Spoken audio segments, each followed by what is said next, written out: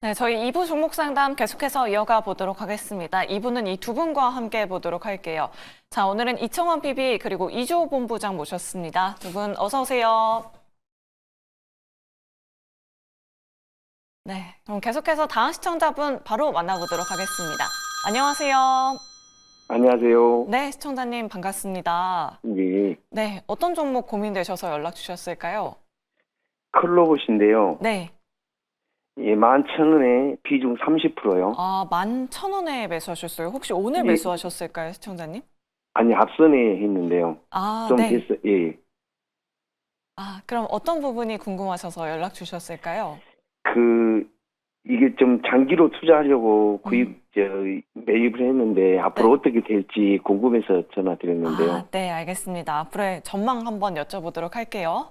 예. 네, 일단 두 분의 의견 받아보도록 하겠습니다. 준비되셨으면 팻말 들어주시죠. 중립과 긍정이 나왔습니다.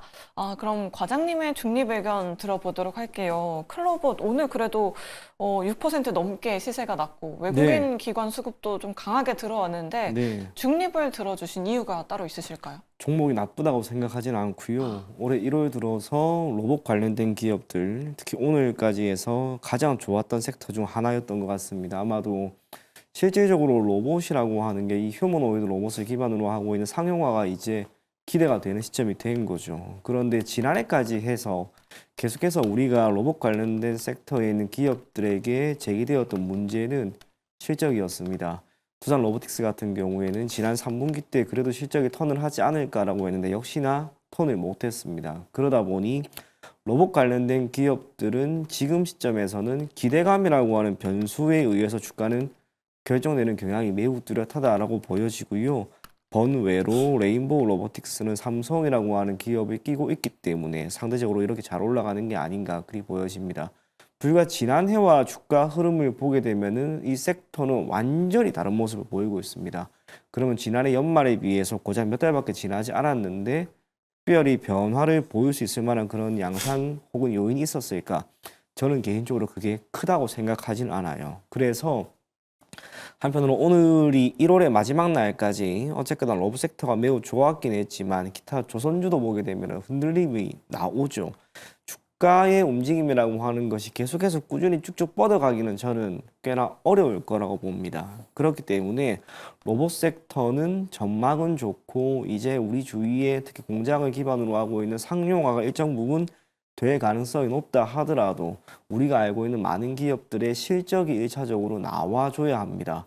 실적이 아직은 드문드문하게만 나오는 상황이기 때문에 섹터 전체를 매우 긍정적으로 볼 수는 없다라고 하는 차원에서 저는 중립 의견을 들었고요. 클로봇은 저도 며칠 전부터 계속해서 지켜봤던 종목입니다. 주가 흐름이 괜찮았습니다. 특히나 이날이었습니다. 1월 22일, 1월 21일 시간 외에서부터 주가 움직임이 좋았고 22일에 주가가 한 차례 크게 오를 거라고 생각했는데 오히려 눌렸습니다. 그리고 다시 한번 올라가고 있는 이 구간인데 다음 주 월요일 2월이 처음으로 2월 첫 거래일입니다. 다음 주 월요일이나 화요일쯤에 로봇 관련된 기업들의 움직임이 한 번 더 나온다면 클로봇 같은 경우에는 결국에는 지난 10월 28일에 기록했던 12,700원 저는 이 가격대는 돌파할 만한 힘이 계속해서 있을 거다라고 보여집니다. 그래서 장기적인 관점으로 끌고 가기 위해서는 실적이 나오는 걸 확인을 해야 되는데 그게 아직은 조금은 불투명하기 때문에 장기 투자를 권하기보다는 지금 시장은 제가 봤을 때는 꽤나 어렵습니다.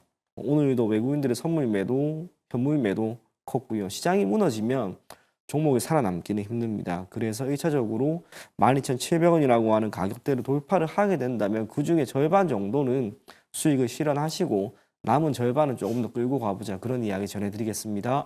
네, 알겠습니다. 로봇 기업들 최근에 시세가 좋긴 하지만 여전히 실적에 대한 리스크가 있다라고 좀 단기적으로 접근해 보면 좋을 것 같다라는 의견 남겨드렸습니다. 우리 시청자님 잘 참고해 보시길 바라겠고요.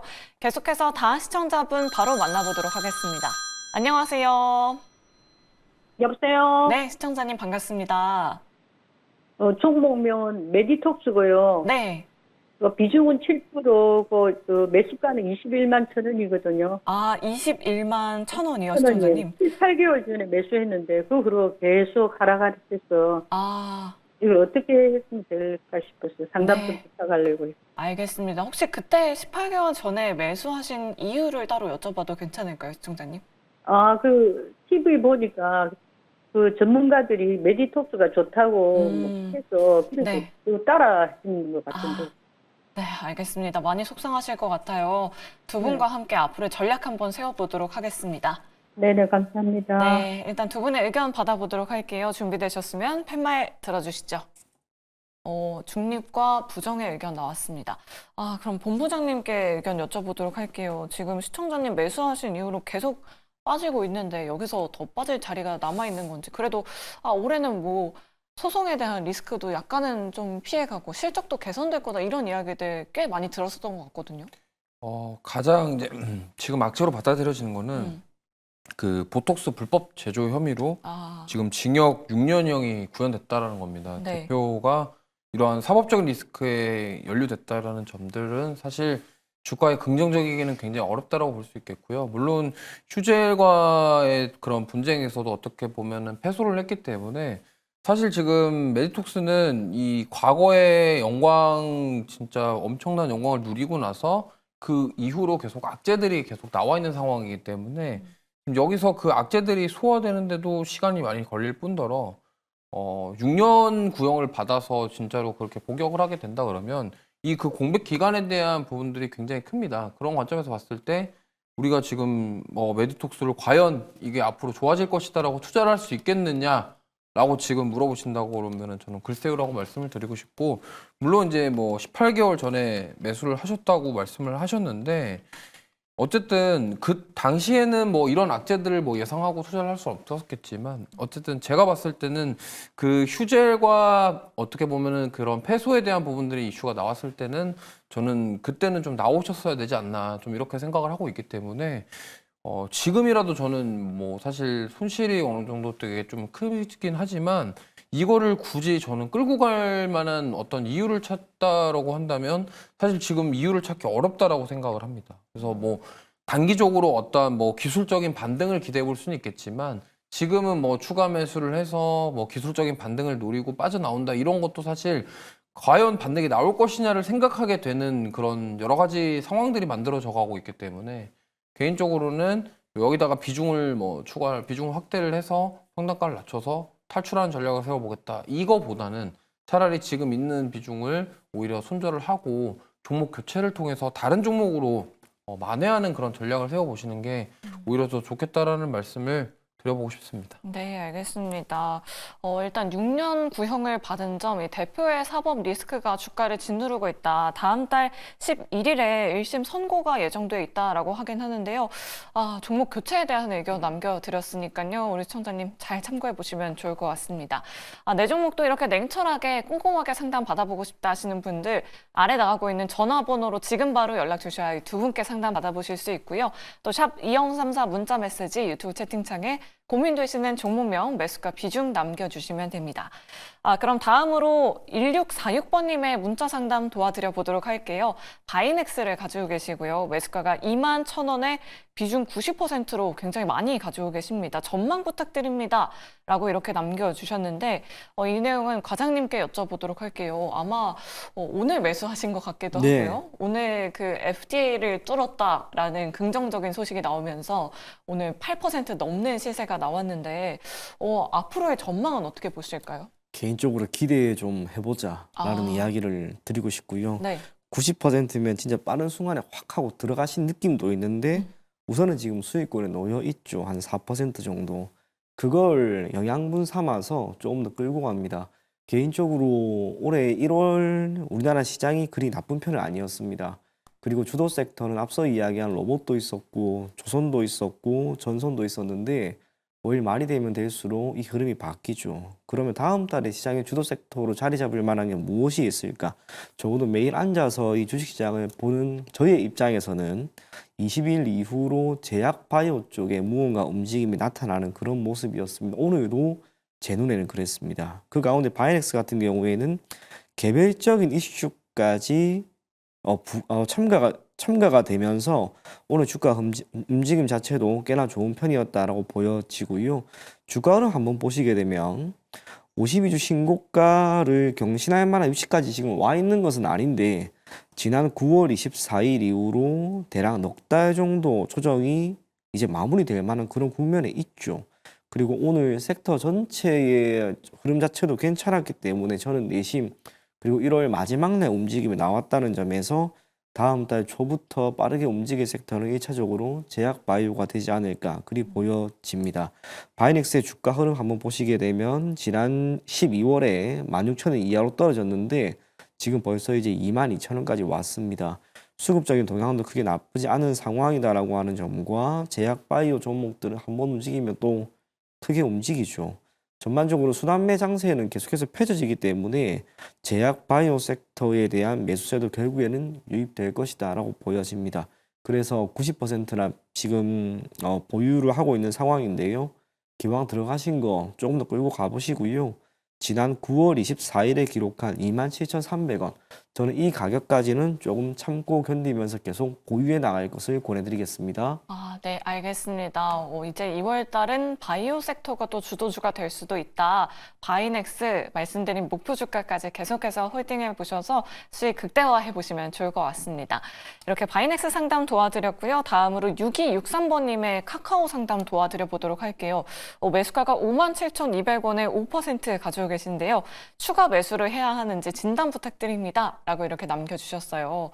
이 내용은 본부장님께 여쭤보도록 하겠습니다. 오늘 그래도 네이버, 카카오가 동반해서 강하게 움직였는데 지금 시점에서 추가 매수가 가능한 건지 비중이 그렇게 또 많지는 않으시거든요. 네, 일단은 조금 더 보자라는 말씀을 드려보고 싶어요. 왜냐면 오늘 이 네카오가 급등 나온 이유가 오늘 뭐 반도체나 정력기기 쪽 빠지면서 사실 이 부분에 대해서 딥시커에 대한 부분들에 대한 어떻게 보면 반사익을 받았다. 뭐 이 정도로 해석해 볼 수 있겠고요.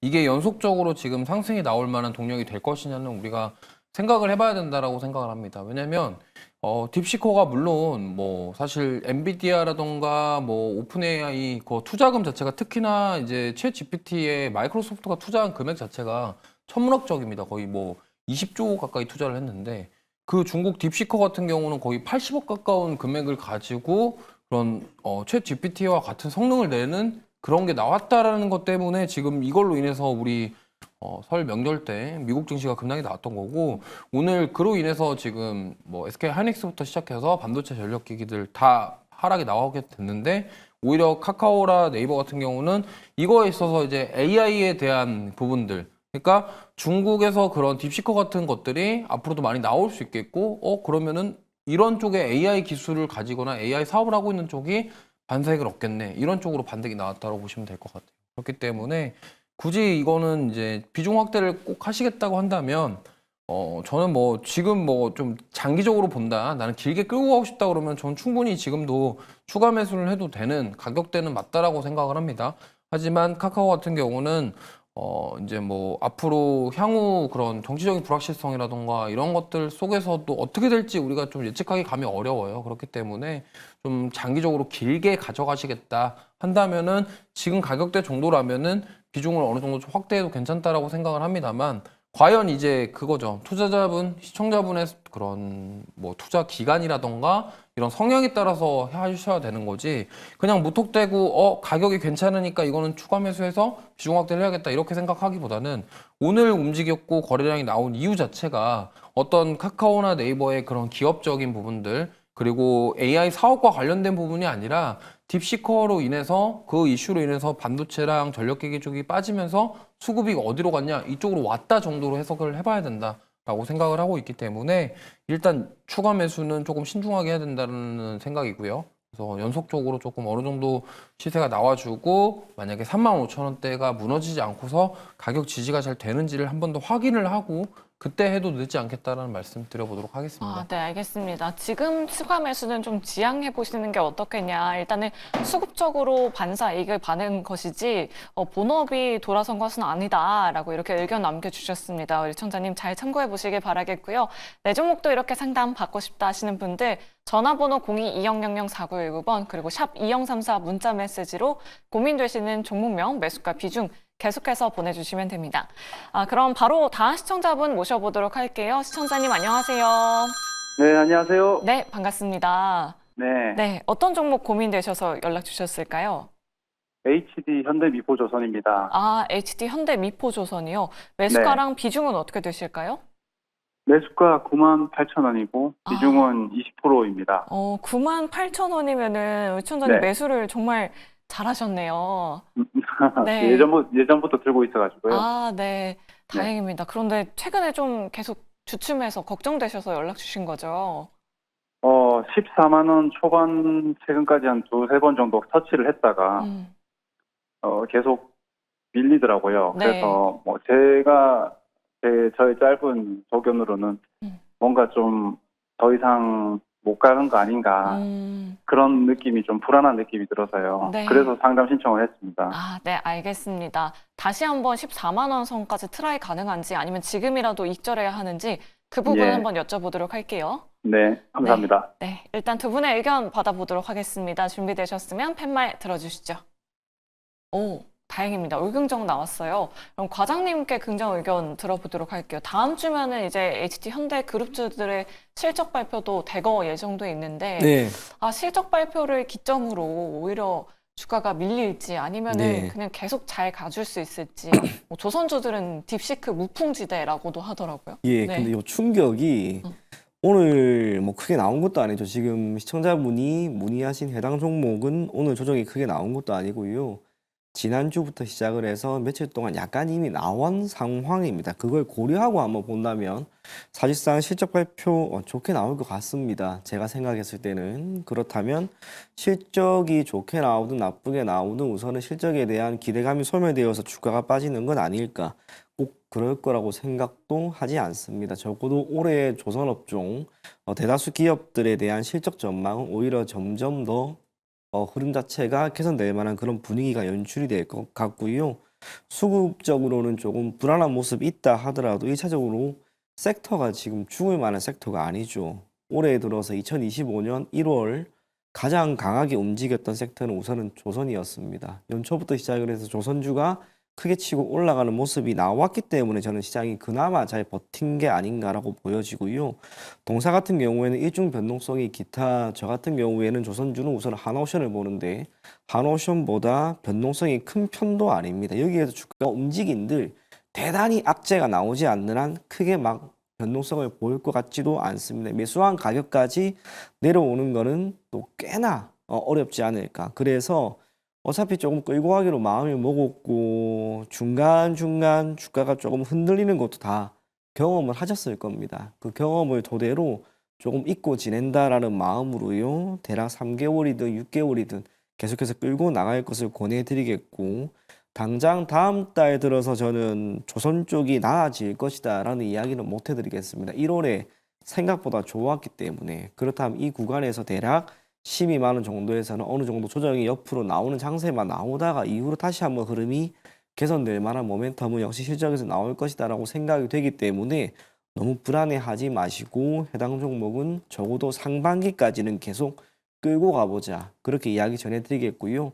14만 원 이상 갈 수 있을 것인가 조금 끌고 간다면 저는 갈 수 있을 거라고 생각을 합니다. 적어도 지난 1월 21일에 기록했던 가격대 저는 여기는 그래도 다시 한번 돌파할 것이다 라고 생각이 된다는 점에서 너무 흔들리지 마시고 계속해서 보유할 것을 권해드리겠습니다. 네, 알겠습니다. HD 현대미포 지금 매도하기는 좀 아쉽다. 한 3개월 정도 더 보유하셔서 전고점 다시 한번 트라이 해보자라는 의견 남겨드렸습니다.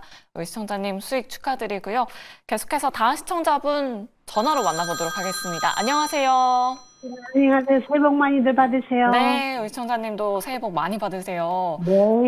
네, 어떤 감사합니다. 종목 고민되셔서 연락 주셨을까요? LG 에너지 솔루션 네. 55만 2천 원에 15%요.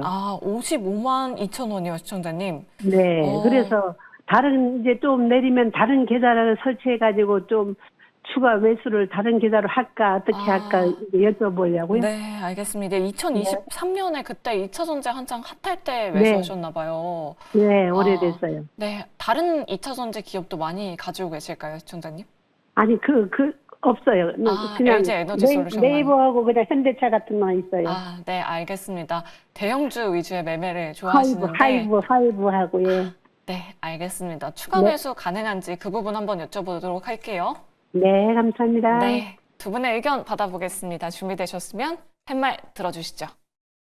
오, 부정과 긍정이 나왔습니다. 그럼 본부장님의 긍정 의견 들어보도록 할게요. 우리 시청자님은 계좌를 나눠서 추가 매수를 하시겠다 전략이 있으신 것 같은데 그 부분에 좀 동의하실까요, 본부장님? 지금 보니까 시청자분의 성향 자체가 대형주 위주로만 투자를 좀 하시는 것 네, 같고요. 뭐 현대차, 하이브. 네. 그러면 보통 저렇게 대형주 위주로 투자하시는 분들은 기간이라던가 이런 것들을 굉장히 좀 길게 보시고 하는 경향이 있기 때문에 저는 오히려 저런 말씀을 들으니까 추가 매수를 하셔도 괜찮다라는 생각이 들었고, 뭐 어떤 특정 뭐 1년 안에 내가 이거에 어느 정도 올라가서 뭔가 해결을 보겠다 이런 게 아니고 좀 든든하니 좀 끌고 가시는 그런 스타일인 것 같기 때문에 저는 추가 매수를 하셔도 되겠다라는 말씀을 드리겠고, 사실 뭐 지금 우리나라 증시에서 가격적인 매력이 있는 섹터 하나 꼽으라고 한다면 저는 2차 전지라고 생각을 합니다. 물론 이제 최근에 나온 리포트들에서도 업황에 대한 부분들, 그 다음에 실적에 대한 부분들이 아직까지도 나아지지 않는다라는 점에 대해서는 다들 공통적으로 얘기를 하고 있습니다만, 뭐 앞으로는 좋아지지 않겠냐 이런 의견들이 계속적으로 나와주고 있는데, 저는 사실 LG에너지솔루션 같은 경우는 셀 3사 중에서 가장 좀 주가가 빠르게 올라갈 수 있는 모멘텀들을 저는 가지고 있다라고 생각을 합니다. 물론 이제 트럼프발 IRA에 관한 그런 이슈들로 인해서 좀 최근에 주가 움직임이 좋지는 않지만, 지금 LG에너지솔루션이 하려고 하는 사업 자체가 이제 전기차용 배터리에서만 국한된 것이 아니라 ESS부터 시작해서 원통형 배터리까지 더 확장을 해 나가는 그런 상황들, 그리고 그거를 위해서 지금 계약을 계속적으로 따내고 있는 상황이고, 수주에 대한 부분들 모멘텀도 저는 가지고 있다고 생각하고 있거든요. 그래서 이번 실적까지도 뭐 그렇게 썩 좋고 뭐 앞으로 좋겠다 이렇게 말씀드리긴 좀 어렵지만, 그래도 이제 올해 하반기부터는 조금 바뀌어지는 모습이 나오지 않을까 이렇게 생각을 하고 있습니다. 그렇기 때문에 저는 이게 만약에 지금 중장기적으로 좀 길게 나는 모아가서 좀 꾸준히 가져가고 싶다 하시는 분들 입장에서는 지금 저는 충분히 추가 매수도 가능하다라는 말씀을 드리고 싶고요. 리포트 내용을 좀 하나 보여드리면 지금 두 개인데, 하나는 이제 하나투자증권에서 나온 리포트입니다. 그래서 여기도 보면은 눈높이는 낮추되 하반기 반등을 기대해보자라는 타이틀이고요. 그래서 여기 보면은 EV용 배터리 중심으로 하반기에 본격적인 회복이 기대가 된다, 뭐 이런 얘기가 있고, 그 다음에 뭐 사실 1분기 부진에 대해서는 지금 많은 증권사 애널리스트 분들이 다들 공감하고 있고 앞으로도 계속 그렇게 될 것이다인데, 저는 아까 말씀드린 것처럼 지금 EV에 대한 전기차 배터리뿐만이 아니라 앞으로 ESS라던가 여러 가지 쪽으로 확장하는 부분들을 저는 높게 평가를 하자 이 말씀을 드리고 싶고요. 그 다음에 이제 다른 증권사인데, 여기에도 지금 저조한 실적인데도 탑픽인 이유에 대해서 좀 얘기를 하고 있습니다. 그래서 역시나 EV 수요에 대한 부분들, 그 다음에 LFP 배터리, 그리고 결국에는 지금 LG에너지솔루션이 하고자 하는 그런 전기차 관련된 뿐만이 아니라 앞으로 배터리 쪽을 확장하려고 하는 그런 시도, 이러한 부분들이 높게 평가되고 있다라고 생각을 하고 있고요. 그렇기 때문에 지금 뭐 증권사 리포트들 전반적으로 봤을 때 의견이 다 거의 비슷합니다. 지금은 조금 그렇고 1분기 실적까지도 그렇게 썩 좋은 것 같진 않지만, 또 하반기부터 그리고 앞으로의 그런 뭐 회전이 됐을 때, 그리고 반등할 수 있는 트리거가 뭔가 나와준다고 한다면 좀 제대로 한번 반등을 노려볼 수 있지 않을까. 그리고 지금 딥시커부터 시작해서 이러한 이슈들 때문에 지금 반도체랑 전력기기 쪽이 조금 주춤할 때 오히려 지금 그런 이슈들을 피해갈 수 있는 섹터, 물론 조선 같은 경우가 당연히 아까 앵커님 말씀하신 것처럼 딥시커의 그런 피난처가 아니냐 이렇게 하셨는데, 어떻게 보면 2차 전지도 그런 쪽이 될 수가 있다라고 저는 생각을 하고 있기 때문에 이런 점들 잘 감안하셔서 대응해 보시면 좋을 것 같습니다. 네, 알겠습니다. LG에너지솔루션 긍정에 대한 의견 남겨드렸습니다. 올해 1분기까지는 안 좋을 수 있겠지만 2분기, 3분기부터는 턴어라운드가 가능할 것이다. 회복성에 대한 이야기 남겨드렸으니까요. 우리 시청자님 계속해서 홀딩해 보시면 좋을 것 같습니다.